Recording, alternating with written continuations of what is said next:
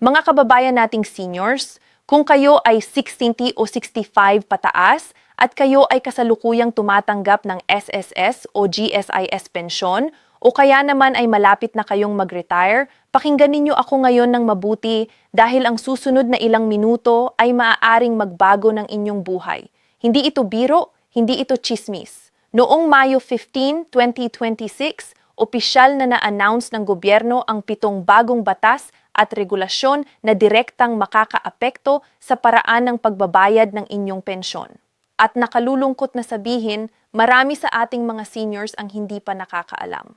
Nakita ko ang aking sariling tita, isang idati o taong gulang na dating guro na napalungkot nang malaman niya na ang isa sa kanyang benepisyo ay nabawasan na pala ng 2 buwan na at hindi siya naabisuhan ng kahit sino.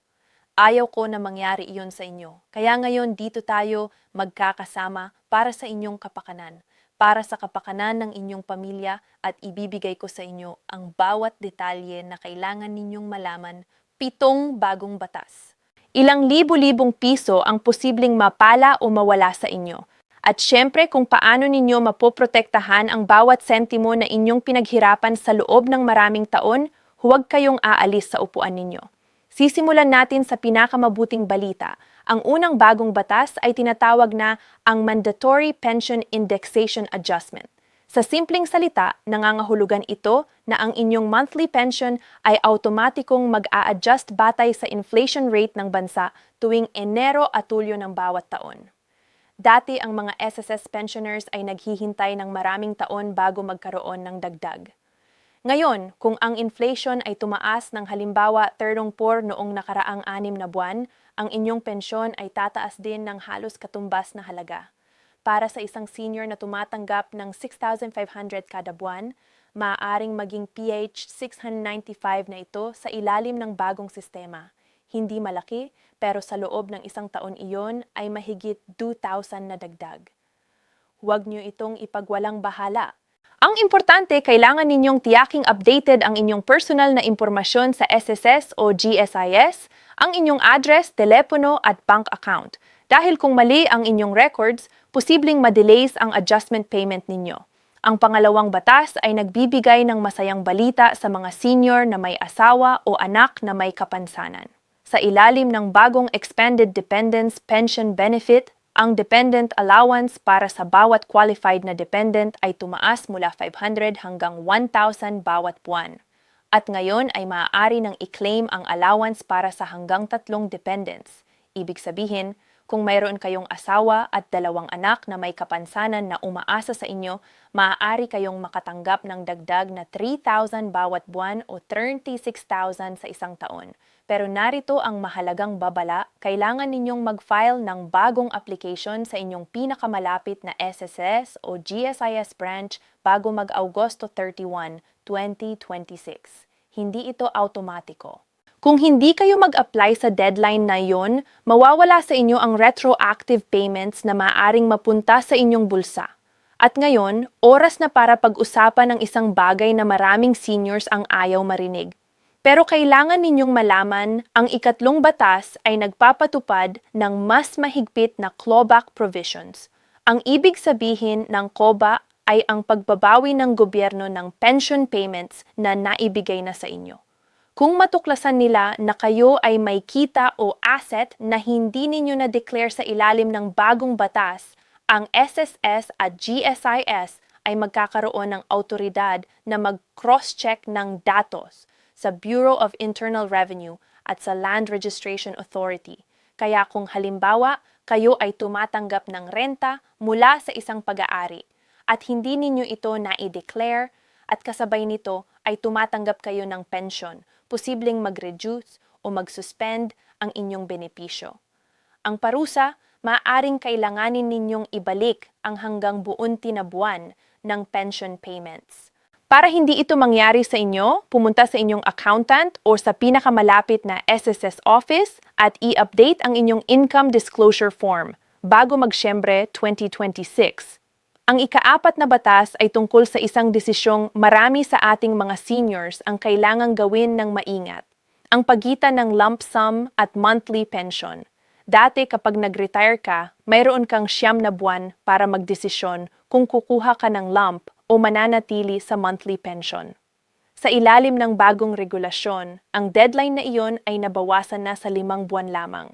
Kung hindi ka makapagdesisyon sa loob ng 5 buwan mula sa iyong retirement date, automatiko kang i-default sa monthly pension system at hindi ka na makakapalit. Para sa mga seniors na nag-retire noong 2025 at hindi pa nagdedesisyon, makinig kayo ng mabuti. Kailangan ninyong pumunta sa SSS or GSIS ngayon, hindi bukas. Ang lump ay maaaring mas mabuti para sa inyo kung mayroon kayong malaking medical na gastos o kung kayo ay may mas maikling inaasahang life expectancy batay sa inyong kalusugan. Ang monthly pension naman ay mas mabuti kung kayo ay malusog at matagal pa ang inyong buhay sa harap. Huwag hayaang ang sistema ang magdesisyon para sa inyo. Ang ika-5 batas ay isa na talagang nagugulat sa maraming seniors at ito ay tungkol sa buwis. Sa loob ng maraming taon, ang SSS at GSIS pensions ay considered na tax-exempt. Ngunit sa ilalim ng bagong batas na may bisa mula Enero 2027, ang mga retirees na ang kabuuang monthly income kasama na ang pensyon, investment income at rental income ay lumagpas sa 25,000 bawat buwan ay susukatin na para sa possible income tax. Hindi lahat ng pensyon ay bubuwisan. Ang pangunahing pensyon mismo ay mananatiling tax-exempt. Ngunit ang mga karagdagang kita na nagmumula sa inyong investments, rental properties o negosyo na isinama sa inyong total income ay maaaring maapektuhan. Ang pinakamainam na gawin ninyo ngayon ay makipag-usap sa isang trusted na accountant at suriin kung ang inyong kabuang monthly income ay malapit o higit sa 25,000. Kung oo, mayroon pa kayong panahon para mag-restructure ng inyong financial arrangements bago mag-epekto ang bagong batas. Ang ika-6 na batas ay isang magandang hakbang pasulong lalo na para sa mga seniors na nakatira sa probinsya o mga lugar na malayo sa SSS or GSIS office. Ang bagong Digitized Pension Disbursement Law ay nag-aatas sa lahat ng pension agencies na mag-implement ng fully digital na sistema ng pagbabayad. Bago mag-Disyembre 2026, ibig sabihin ang inyong pension ay maaari ng direktang pumunta sa inyong GCash, Maya o anumang accredited digital wallet, hindi na kayo kailangang pumila sa bangko o sa opisina. Ngunit narito ang mahalagang bahagi, kailangan ninyong mag-register ng inyong preferred digital account sa SSS o GSIS bago mag-Otubre 2026. Kung hindi kayo mag-register, maaaring ma-delay ang inyong payout ng hanggang 3 araw habang inililipat ng sistema ang inyong account sa bagong platform. Para sa mga seniors na hindi familiar sa digital wallets, ang aking payo humingi ng tulong sa inyong anak o apo. Ito ay isang beses lang na proseso at pagkatapos nito, mas madali na ang lahat. At ang ika-7 batas, isa na dapat malaman ng bawat pamilya ng isang senior sa Pilipinas. Ang bagong Enhanced Burial and Survivors Benefit Act ay nagdodoble ng burial benefit para sa lahat ng SSS at GSIS members mula 20,000 hanggang 40,000. Bukod doon, ang survivor's benefit para sa asawa o anak ng isang namatay na pensioner ay tumaas ng 20%. Para sa isang balo na nagtatanggap ng 3,500 bawat buwan mula sa SS bilang survivor's benefit, ito ay magiging humigit kumulang 4,200 na. Sa loob ng isang taon iyon ay dagdag na P1,400. Ngunit at ito ay napakahalaga. Ang enhanced benefit ay hindi automatiko para sa mga kasalukuyang survivors. Kailangan nilang mag-file ng bagong claim sa SSS or GSIS bago mag-Nobyembre 30, 2026.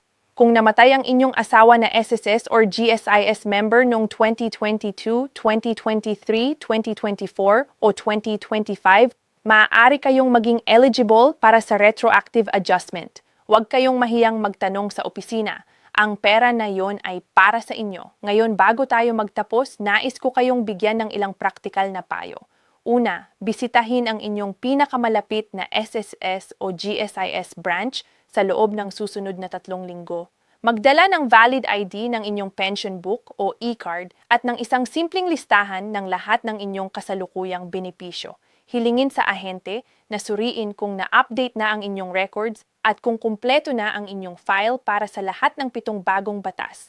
Pangalawa, Huwag kayong mag-atubiling humingi ng tulong sa inyong mga anak o sa inyong community para mag-navigate ng mga online systems. Ang SSS at GSIS ay may hotlines din.